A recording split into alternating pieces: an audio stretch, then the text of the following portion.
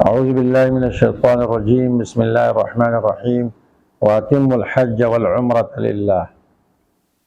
اس سال بہت سارے ہمارے پاکستانی بھائی حج کرنے کے لیے جائیں گے، حج بھی کریں گے، عمرہ بھی کریں گے۔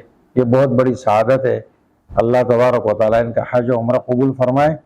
لیکن ایک بات کا خیال رکھنا بہت ضروری ہے کہ ہمارے پاکستانی بھائی بلکہ پوری دنیا کے مسلمانوں میں یہ ایک وبا پھیل گئی ہے کہ وہاں پر سیلفیاں لیتے ہیں۔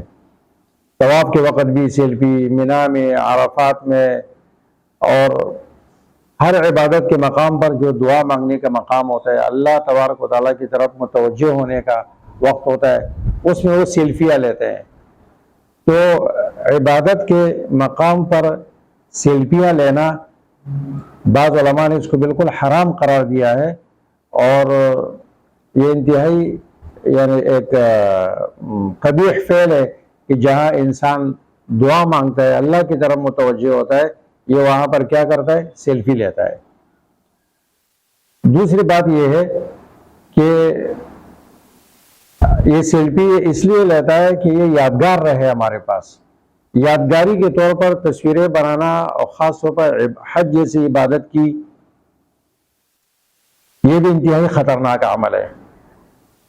اور اس کے علاوہ جو دوسری بات ہے وہ یہ ہے کہ سیلفی لینے کا مقصد یہ ہے تاکہ لوگوں کو بتایا جائے کہ میں نے حج کیا۔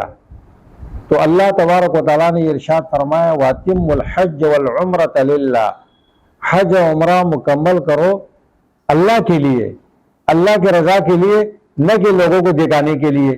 تو سیلفی کا سب سے بڑا مقصد یا تو کیا ہوتا ہے؟ یادگار ہوتا ہے، یا لوگوں کو یہ بتانا ہوتا ہے کہ میں نے حج کیا۔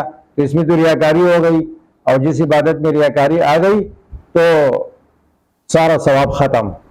اس لیے حج کے موقع پر سیلفی لینے سے اپنے آپ کو بچائے۔